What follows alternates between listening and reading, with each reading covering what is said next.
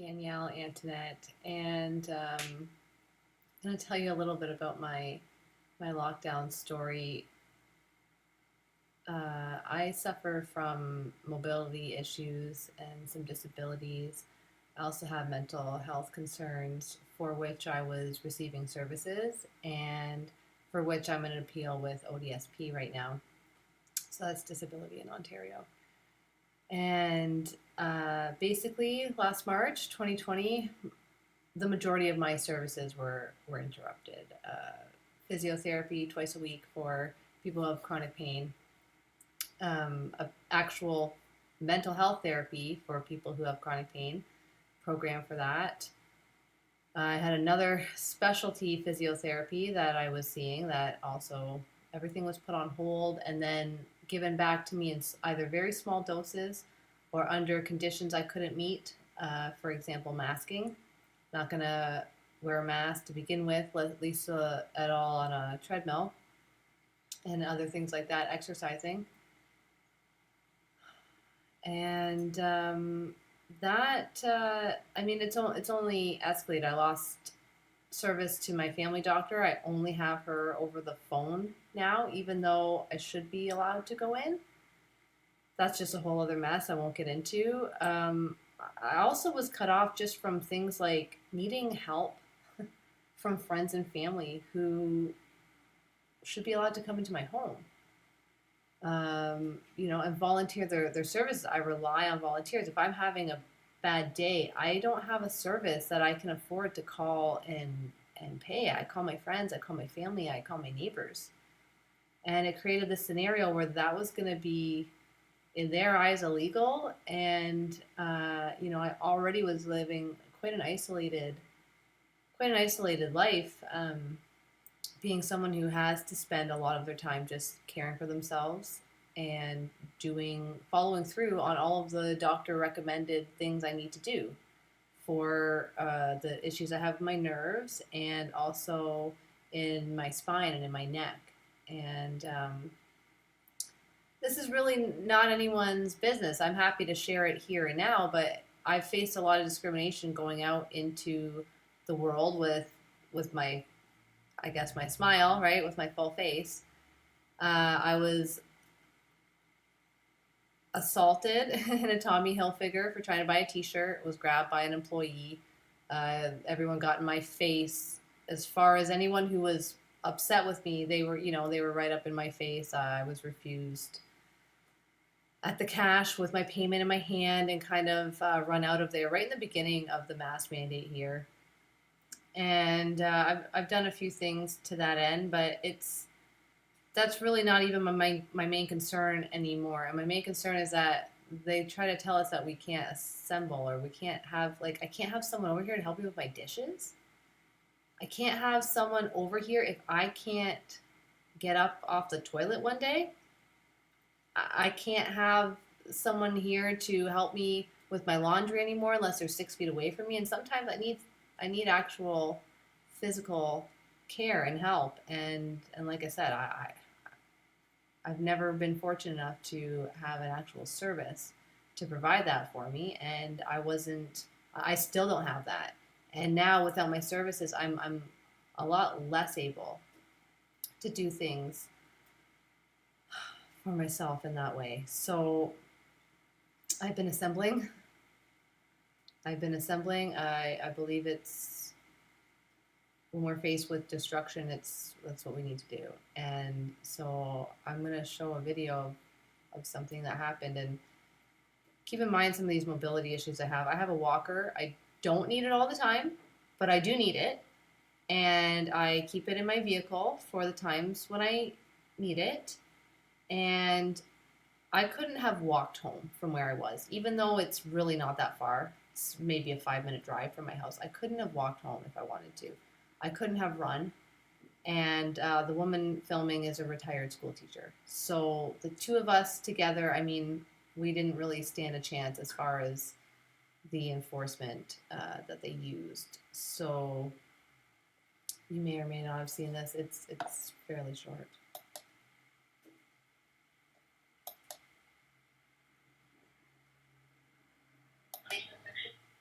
Sorry. Can we call anybody for you? Anything we can do? No. No, I'm just, they're at the windows right now. Telling me to put my windows down.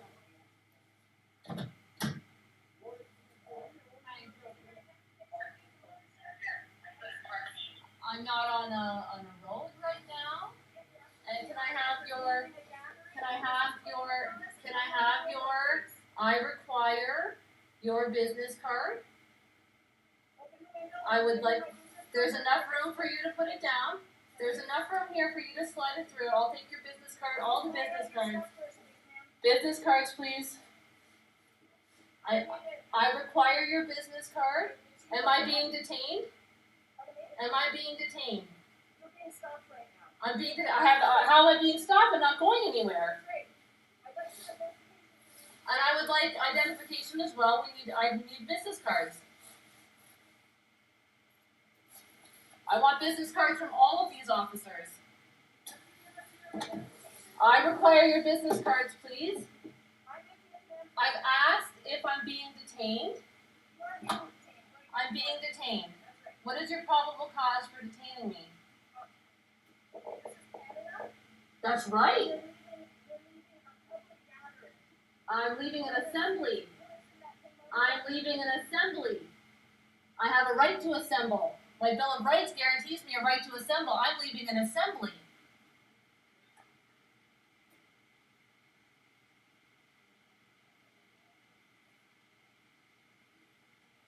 I'm leaving an assembly right now. I require all of the business cards of any officer who claims that I'm being detained right now. Thank you. Can I have your? Well, no, you give me a business card. I'll take your business card, and I will only hand over, if I hand over any kind of identification, it will be under duress. It will be under duress if I hand you any identification. I'm not on a road right now. I'm not making traffic stop. Okay, well then what? Then I don't have to give you my identification. You're under the emergency law. Can I see the documentation of that? No, I don't care. Well, I'm still waiting for your business card. Okay. Can I have it, please? Don't you have enough to hand out? Can I have it, please? Not as far as I know. I know my rights. Then okay, I will identify myself as a living, breathing woman. I've identified myself to you as a living, breathing woman. Can I please have your business card like I've asked, and the business cards of all of you? Thank you.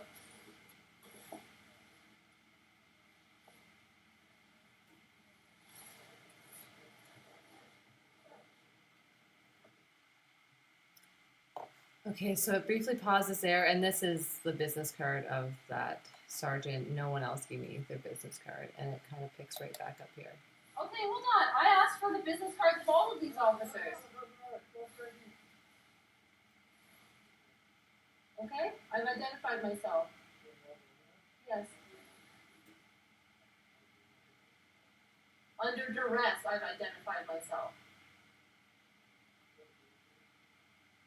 Can you please take that from my eyes?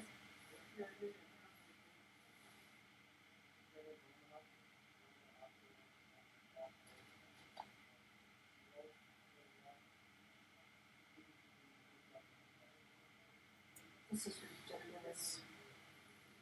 1, 2, 3, 4, 5, 6. 6 police officers. 3 cars. Need to ride the car here. Yeah.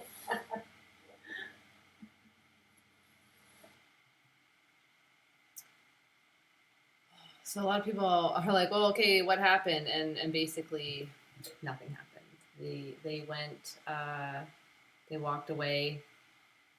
They had a little gathering of their own, and Sergeant Erica walks halfway back to the van and goes, "Thank you, thanks, ma'am," and they all just drove off, and we went home. And there's a lot of things wrong with what they did. First of all, I'm going to throw out the idea that failure to identify is different than requiring identification. Identification is a piece of plastic. It is not you. It actually belongs to the government. It's not you. And failure to identify is actually verbal. And they want to do this under Reopening Ontario. It's part of their enforcement. But the only reason they can get you on failure to identify or tell you that you have to identify is to enforce that law, which they weren't doing because they didn't have the probable cause, because I was assembling, not gathering, and she was not writing me a ticket. That information is not to be called in to get an all clear on me if I have warrants out. That identification, the identifying, is so that they can write it on a ticket, because they know you don't have to contract with them, and if they don't have your name, they can't give you a ticket. So they created a rule that basically tells us we're actually not allowed to ticket you. So in order to enforce the ticket, that's the only reason. When she said I could be arrested, I could have been summoned. She could have written me a summons. If she was writing me a summons or a ticket or whatever for gathering, she could have written me a secondary summons for failure to identify. And the judge may have decided that that included some jail time. So as far as her putting cuffs on me that night, I really don't see how that could have happened. She may have tried. They may have brought me in, or to the point where they have my identification in their hands, they can't do anything. And I'm also going to throw out that you may have been able to see it in the video that I have an accessible parking pass. And all of my identifying information is actually on that. And they were looking at it. So just like they have police written across their chest and that identifies them, that should have identified me right there. They could have asked me if that was mine. They could have asked me other things. They were trying to be sly. You'll notice in the beginning she asked me for a license and ownership and all these things, which I was on private property. She couldn't really ask me for. I went from all of that to identification to identify. So they were really out of line here.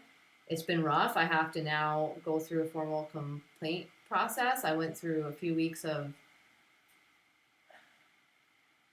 distress, to say the least. PTSD side effects from the PTSD I already experienced. And, there's not a lot of resources out there. Normally I could call someone and actually see someone in person, and everyone who I'm seeing now to help me with this, who I really like to look in someone's eyes. It's all over Zoom. It's all like this, and some of these people would actually give you a hug after you talked about all that stuff. And I have a lot of good people seeing me through, don't get me wrong. But what I'm saying is that as a person who has these issues, I've lost so many services that even now when shit hits the fan, like I don't even have my emergency services. I can call the crisis line, but you don't get your trusted counselor who already knows all these things about you. So now I have to go over my whole life story and then explain what happened with the police before I can even get put with the right person to talk to me and regain a trust there. So trying times, to say the least. And I guess I'll finish by saying what was born out of this is what I'm calling the Canadian Assembly of Living, Breathing Men and Women. You'll notice she gave me that business card right after I identified myself as a living, breathing woman. And that's something that everyone can kind of look into. And you can see in the video on the screen where it says Danielle ranting that's my Telegram channel. So that's a way to get in touch with me about any of this kind of stuff, or more information or anything like that. My goal is to do what I can, and I've got a few more things up my sleeve that I won't mention here, but if I can do it, you can do it, With all my limitations, I still believe in the Bill of Rights, and no one's going to limit me to anything less than that Bill of Rights. So thanks for, letting me have my minute here as a patriot, and just God bless you all, and we can do this.